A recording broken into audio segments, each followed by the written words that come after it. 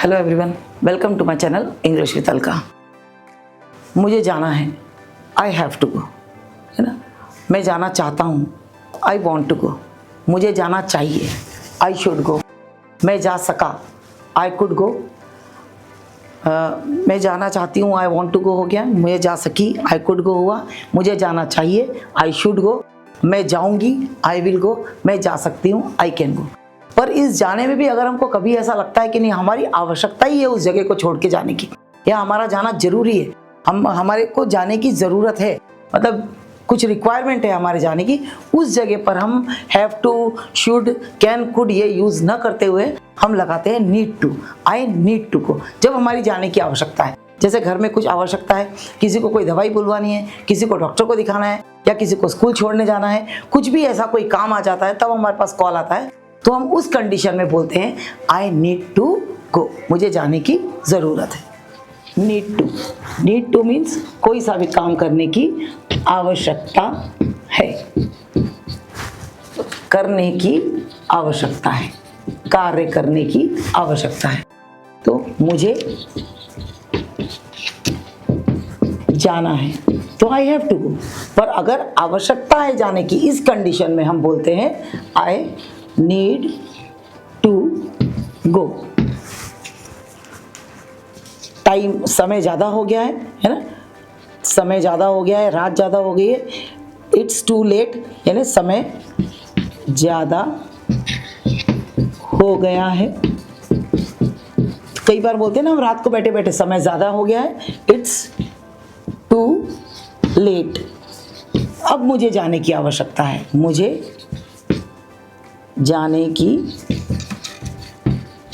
आवश्यकता है। पर हम इतना ज़्यादा हिंदी नहीं बोलते, मुझे जाने की आवश्यकता है, तो हम उसको क्या बोलते हैं, मुझे जाना चाहिए या मुझे जाना है। तो उस जगह पर हम बोलते हैं आई नीड टू गो। समय ज़्यादा हो गया, it's too late, I need to go. हम ऐसा नहीं बोलते कि अरे मुझे जाने की आवश्यकता है या मेरे को जाने की ज़रूरत पड़ी है, इतनी हिंदी हम नहीं बोलते। हम नॉर्मली इसको बोलते हैं मुझे जाना है ना। पर हम उसको रिक्वायरमेंट के हिसाब से हम वर्ड्स को चूज़ करते हैं, है ना। जैसे बोलते हैं मुझे जाना चाहिए तो आई शुड गो, मैं जा सका तो आई कुड गो। उसी तरीके से जब हमको ऐसा लगता है, किसी का कॉल आया, मम्मी का कॉल आया कि बेटा जल्दी आ जाओ, ये काम है, तो हम क्या बोलते हैं, नहीं यार मम्मा इज कॉलिंग, मम्मी बुला रही है, आई नीड टू गो। नहीं, papa will come today, papa is coming, पापा आ रहे हैं, पापा आज आ जाएंगे, papa will come by evening, I need to go. मुझे जाने की आवश्यकता है या मुझे जाना है, आई नीड टू गो। और कई बार क्या होता है, अपन किसी का बच्चा है जैसे नहीं पढ़ रहा है, बिल्कुल भी पढ़ नहीं पा रहा, कुछ नहीं, तो हम उस कंडीशन में क्या बोलते हैं, अरे आपको इसके पेरेंट्स, इसके प्रिंसिपल से मिलना चाहिए, तो you need to meet his parents. उस जगह पर हम देखते हैं ना कि बच्चे को अब आवश्यकता पड़ गई है, वो इतना कमजोर है कि हमको ऐसा लग रहा है कि नहीं, उसके प्रिंसिपल से मिलना चाहिए। उस कंडीशन में हम बोलते हैं कि you need to meet his principal, you need to go to his school. आपको उसके स्कूल जाने की आवश्यकता है। You need to go to his school and meet his principal, और उसके प्रिंसिपल से मिलने की।